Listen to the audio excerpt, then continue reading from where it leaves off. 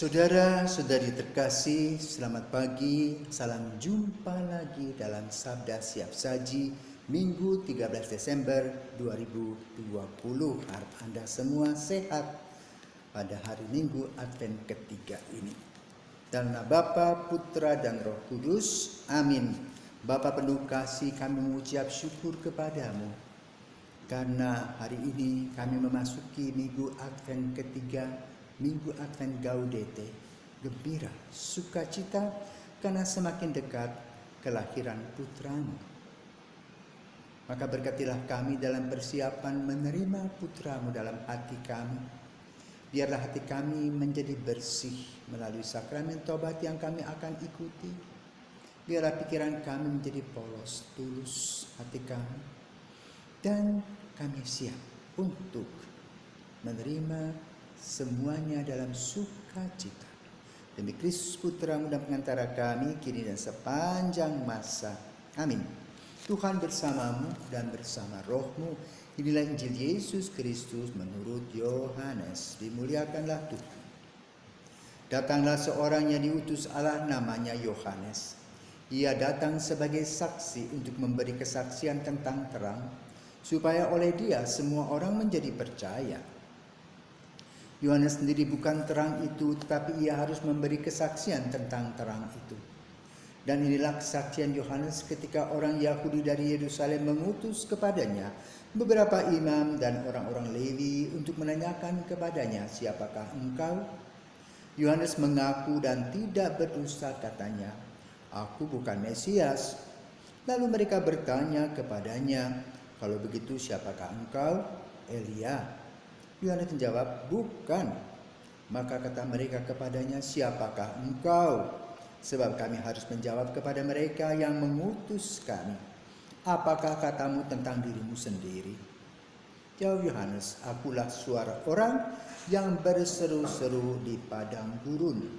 Luruskanlah jalan Tuhan seperti yang telah dikatakan Nabi Yesaya." Di antara orang-orang yang diutus itu ada beberapa orang Farisi. Mereka bertanya kepada Yohanes, "Mengapa engkau membaptis? Jikalau engkau bukan Mesias, bukan Elia, dan bukan Nabi yang akan datang?"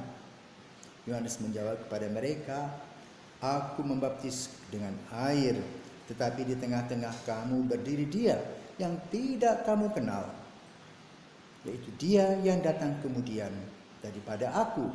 Membuka tali kasutnya pun aku tidak layak." Hal itu terjadi di Betania yang di seberang sungai Yordan, di mana Yohanes membaptis orang. Demikianlah Injil Tuhan, terpujilah Kristus. Saudara, Yohanes Pembaptis diibaratkan seperti persiapan tahbisan imam di NTT. 30 tahun lalu, kalau ada seorang imam yang akan ditahbiskan, maka pastor paroki sudah bersiap-siap setahun sebelumnya. Bagaimana cara bersiap? Membuat jalan raya. Jadi umat dikerahkan selama setahun itu untuk menggali lahan, meratakan tanah, mencari batu, menimbunnya, dan pada hari H mobil-mobil uskup bisa datang dengan para pembesar yang lain, tamu-tamu. Jalan merupakan satu sarana untuk persiapan tahbisan. Yohanes Pembaptis sama seperti jalan, meluruskan jalan Tuhan. Maka dia juga mempunyai murid-murid dari kelompok SNI, berkumpullah mereka membicarakan tentang hidup ini penuh dengan anugerah, hidup ini adalah kesempatan yang tidak bisa dibuang begitu saja untuk berpikir positif. Lalu bagaimana caranya untuk membersihkan hati?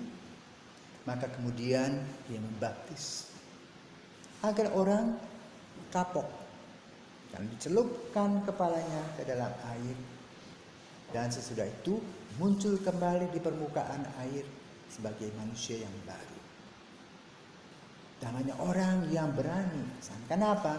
Rupanya Yohanes Pembaptis diberikan karunia untuk melihat kedalaman hati orang dan langsung menunjuknya. Orang takut karena diberitakan di depan publik. Maka kemudian itulah yang menjadi kekasan dari Yohanes Pembaptis sebagai saksi. Karena itu ada beberapa orang berpikir tentang Elia, nabi yang terkenal dalam perjanjian lama yang menghabiskan dewa Baal. Apa sikap dan bagaimana sikap Yohanes Pembaptis ketika ditanyakan oleh orang lain tentang dirinya sendiri? Apakah engkau Elia? Bukan. Mungkin kalau kita ditanyakan apakah engkau orang itu, kita merasa bangga, mengaku-mengaku. Tetapi Yohanes Pembaptis dengan kepolosannya mengatakan, tidak, aku bukan Elia, aku bukan nabi-nabi seperti yang lain. Aku ini hanya akar, tidak ada rotan, akar pun berguna. Jadi dia hanya mempunyai tugas mewartakan kehadiran Yesus, yang kemudian mencapai klimaksnya pada perjumpaan Yohanes dengan Yesus di Sungai Yordan, di mana kemudian dia membaptis Yesus. Apa kata dan dialog antara mereka?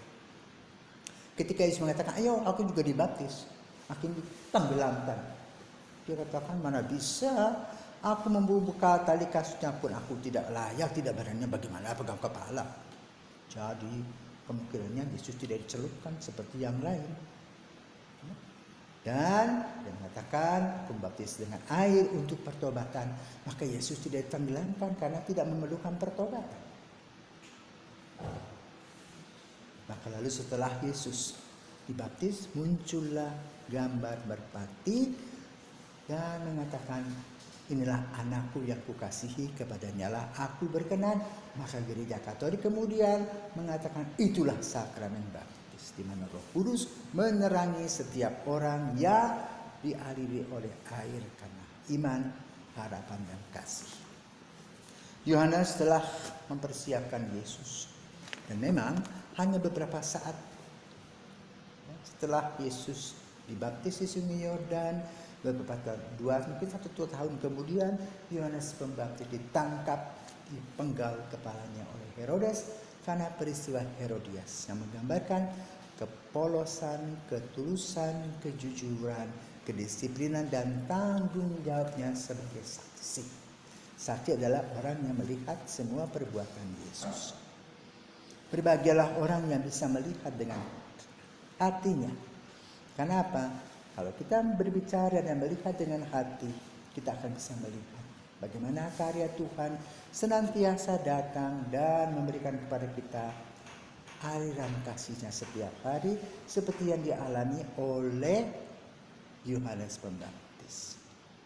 Maka kita berdoa supaya kita boleh mengikuti Yohanes Pembaptis yang lurus, yang polos, yang tulus, yang jujur di hadapan Tuhan.